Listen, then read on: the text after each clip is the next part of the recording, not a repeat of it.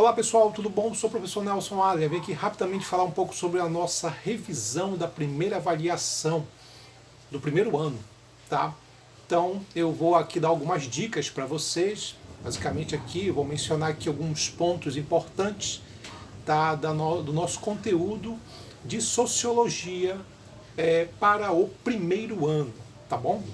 Bom, então, em geral, a gente vai fazer aqui uma análise sobre o que a gente abordou, principalmente sobre o conceito de sociologia, sobre a ideia de senso comum, para que é que serve a sociologia, falar um pouquinho aqui sobre o conceito de estrutura social, estigma, estereótipo, status adquiridos, status atribuídos. Então, a gente vai fazer aqui uma análise sobre tudo isso, tá bom? De vez em quando, gente, vocês vão ouvir aqui um barulhinho aqui ao lado, né? Aqui eu tenho aqui a gente tem uma vizinhança feliz, feliz até demais pro meu gosto, tá? Então vamos lá, gente. Vamos começar então? Bom, primeiro ponto, assim, que a gente deve começar a abordar na nossa revisão é principalmente a questão do que é a sociologia. Para vocês que estão começando agora o ensino médio, né? No caso aqui o primeiro ano, basicamente, sociologia é uma novidade para vocês. Então, o que é a sociologia? É uma ciência criada no século XIX com o intuito de explicar crises e problemas sociais. A verdade é que, como nós tivemos ao longo do século XV, XVI, XVII, XVIII, XIX, uma série de mudanças, de transformações, principalmente no continente europeu, então houve uma necessidade de poder explicar essas mudanças, que muita gente encarou, muitas pessoas na época encararam como uma espécie de crises. Tá? Por isso que a sociologia ela é também chamada de ciência da crise. Por quê? Porque ela vai analisar algumas mudanças, mudanças de comportamento, modelo econômico, tá? Como a Revolução Industrial, modelo de pensamento como a Revolução Científica, tá? Modelo político de mando como a Revolução Francesa. E todos esses acontecimentos, eles ocorreram de uma maneira muito macro, muito grande.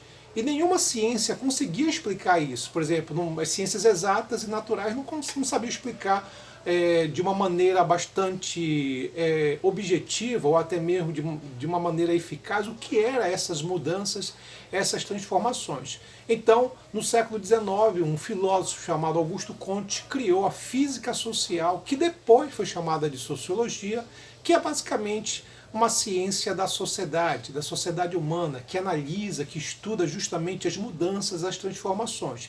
Tá? Uma coisa importante a mencionar aqui, gente, é que a sociologia ela não trata de biografias, ela não está muito interessada em saber quem foi Dom Pedro I, não quer saber quem foi Napoleão Bonaparte, não interessa saber as biografias. O que interessa é entender o seguinte, como o indivíduo ele está entrelaçado com o meio social. Em outras palavras, é entender que nós somos resultado de um meio. Então eu, Nelson, sou resultado de um meio social. Tá? Todos nós fazemos parte do meio social e a gente tem um pensamento, a gente tem uma mentalidade, um comportamento parecido com o meio na qual nós vivemos. Em outras palavras, somos resultado de um meio. É basicamente essa a ideia. Por tudo isso, então, a sociologia ela não se depara com coisas particulares, ela não tenta analisar o particular e do particular analisar o todo. Não, ela faz uma análise mais geral. Então é entender mais ou menos assim. Se você vive numa sociedade racista, você tem uma chance muito grande de também ter comportamentos racistas. Se você vive numa sociedade machista, você tem muita chance de ter um comportamento machista, mesmo sendo uma mulher. Tá? Por quê? Porque a ideia é de que nós somos resultado do meio. Quer dizer, ninguém nasce racista. Ninguém nasce homofóbico. Né? Essas coisas não existem. Para a sociologia, o que você tem, na verdade, são modelos sociais que vão, na verdade, moldando a mente, o comportamento das pessoas, os hábitos, os costumes. Tá? Então a gente está falando aqui de um modelo científico. A ciência, ela parte disso. Tá? Porque a filosofia, lembrar mais aqui de novo para vocês, ela é um campo de conhecimento que ela faz o quê? Ela faz questionamentos sobre o meio, tá? Ela analisa, faz reflexões sobre as coisas, mas ela não tem a obrigação de dar respostas sobre as coisas. A ciência não. A ciência ela analisa, ela reflete, ela tem que dar uma resposta. No caso da sociologia, como é uma ciência humana, ela pode dar mais de uma resposta. 3, 4 para uma mesma situação. Então, por exemplo, a questão, por exemplo, da desigualdade ou da pobreza social, pode ter mais de uma explicação para isso. Tá? Então a gente está falando aqui de um modelo diferente, que a gente vai verificar nesse aspecto. Tá? Outras coisas que a gente vai perceber, eu vou analisar aqui, tá? É uma ciência que ela analisa não somente os povos europeus, mas vários outros povos que estão envolvidos dentro do cenário moderno. É uma ciência que estuda a sociedade moderna. Ela não está interessada em estudar a antiguidade ou a Idade Média. O ponto central aqui é a modernidade, e não especificamente o povo europeu, como se imagina.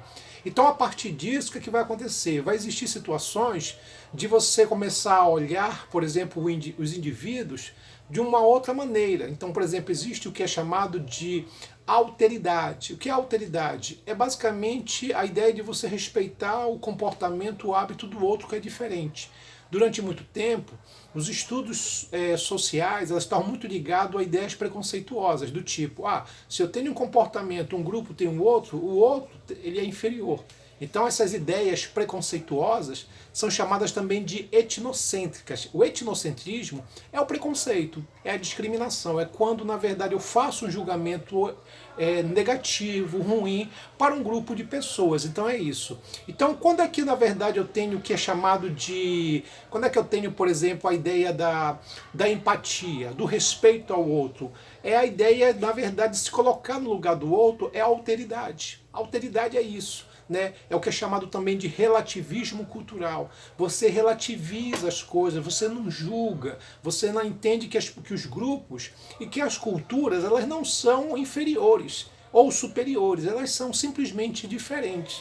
É essa a ideia que a gente tem que avaliar e é isso que a sociologia destaca como alguns pontos principais aqui a ser analisado, a ser mencionado aqui. Nesse caso, então, a sociologia ela é uma ciência que estuda crises sociais, mudanças de comportamento, hábitos, costumes. Aí existe um conhecimento, existe um tipo de conhecimento que é chamado de senso comum. O que é o senso comum? É o conhecimento do dia a dia, do cotidiano, do homem e da mulher comum. Basicamente, tem a ver muito com superstições, tem a ver muitas vezes com um tipo de conhecimento básico, quer dizer, porque eu sei que aquela fruta ela é venenosa, porque alguém comeu lá e morreu. É nisso. Então tu vai perceber que os modelos do senso comum têm uma relação direta, muitas vezes com um tipo de conhecimento que é do cotidiano mesmo, uma coisa do dia a dia mesmo, algo nesse sentido. Então é chamado de senso comum. Não é um conhecimento objetivo, racional.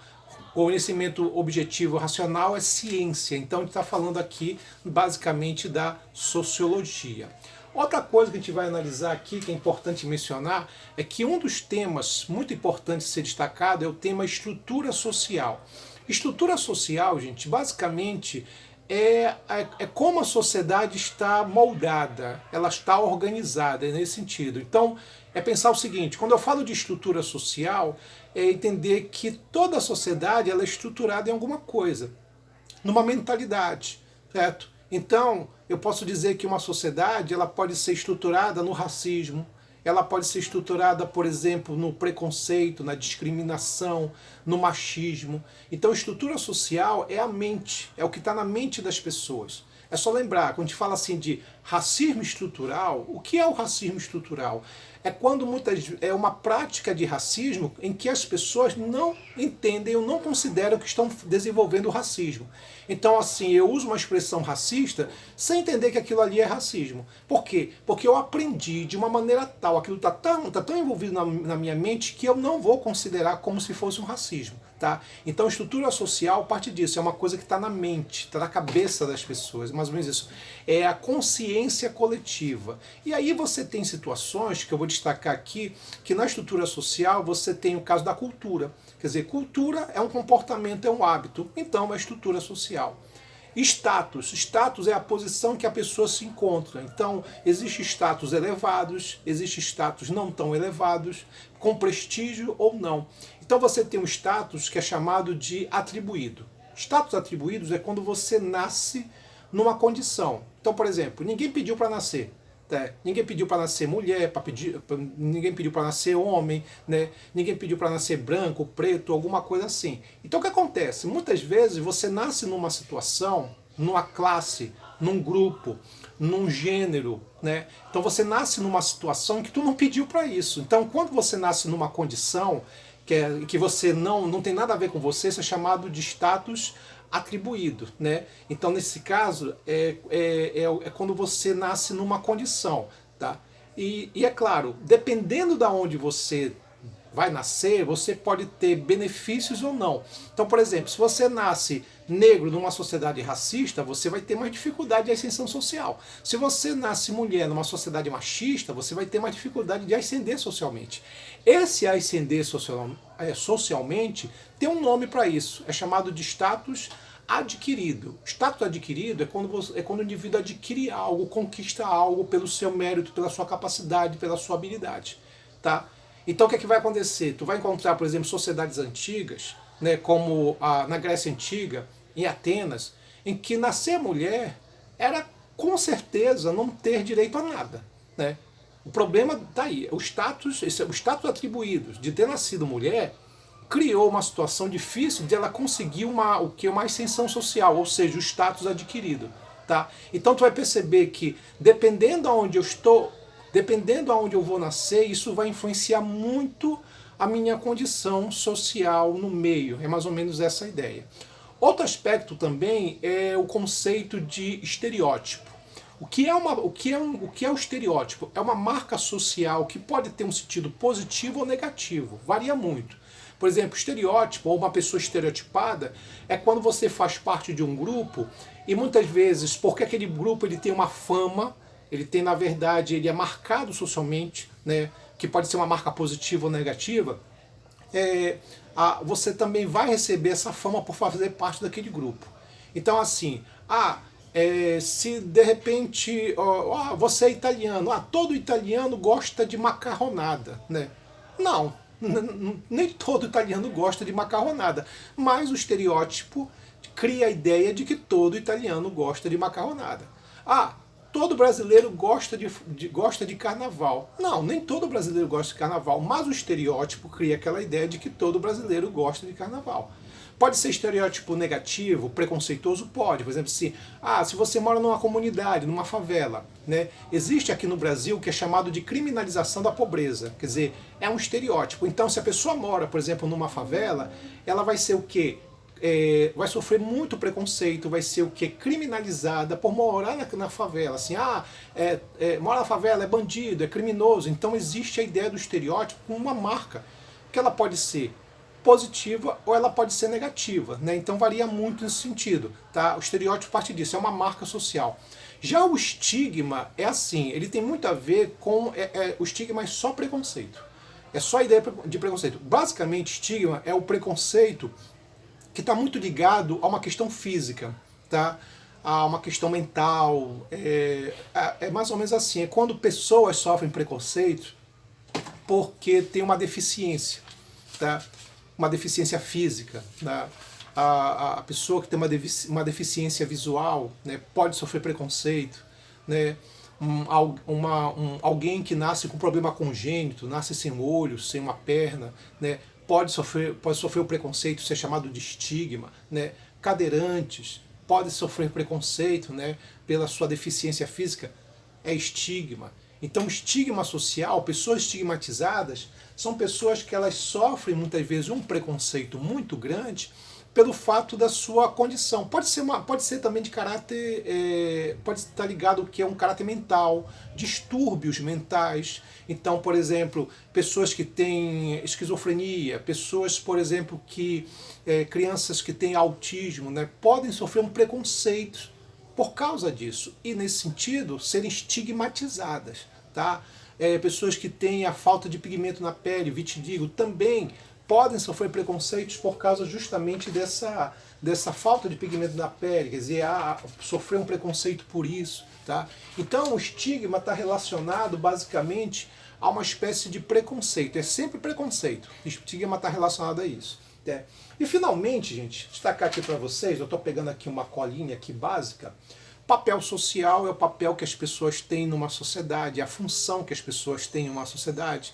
Se na verdade é aluno, se é professor, se é mãe, se é pai, quer dizer, nós seguimos papéis sociais, e esses papéis sociais podem ter uma relação com o status adquirido e com o status atribuído. Dependendo da onde eu esteja, dependendo da minha função, do meu papel, eu posso ter algum tipo de valorização ou não. E aí o status adquiridos e o status atribuído tem muita relação nesse sentido. Tá?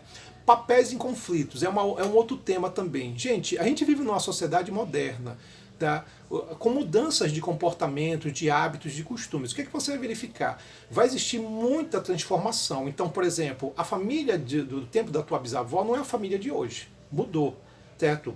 As orientações sexuais mudaram, né? O comportamento, os hábitos, os costumes culturais mudaram. Tá? Então, isso é chamado muitas vezes de esses comportamentos, esses modelos de transformação. Por exemplo, você vai falar o caso assim de família. Você tem hoje vários tipos de família. A família da mãe solteira, a família do pai solteiro, a família nuclear, a família extensiva, a família dos filhos criados pelos avós. Então você tem várias formas de família que a gente pode verificar nesse sentido. Então você vai ter, por causa disso, um conflito de gerações. Né? Você vai perceber que no passado existia, por exemplo, as histórias das princesas da Disney, né? Que eram histórias que sempre mostravam meninas, princesas bobinhas, submissas, sempre na guarda de um homem. Né? E você está vendo hoje um novo tipo de animação em que mostra o quê? Garotas com mais autonomia, mais empoderadas, né? Com mais dependência, né? Que lembra muito o modelo de hoje. Quer dizer, tu percebe o seguinte, que as mudanças de papéis, os papéis sociais, de uma maneira geral, elas estão criando um comportamento, uma maneira de falar, uma maneira de se vestir totalmente diferente. Tá? Então isso é o que a gente pode chamar, na verdade, de conflitos de papéis. Quer dizer, é o fato de que existe um novo modelo, um novo comportamento, e esses comportamentos vão sendo transformados, mudados, desorientados, é uma outra situação. E isso cria muitas vezes conflitos de gerações, que é algo realmente muito comum. Tá? No final de tudo, eu tenho aqui os grupos sociais. Grupos sociais são primários, que são a família, e secundário, que é a escola. Tá? Categorias sociais são grupos menores. Tá? Então eu tenho, por exemplo, eu tenho uma instituição grande, religiosa, como a Igreja Católica, e dentro da Igreja Católica existe o quê? As categorias sociais. São grupos menores dentro da Igreja Católica, né? Que muitas vezes têm denominações, orientações mais variadas. Tá bom? Pessoal, é isso. Essa foi a nossa revisão aqui, espero ter ajudado vocês nesse processo aí. Tá? Então boa prova para todos e até mais. Tchau, gente!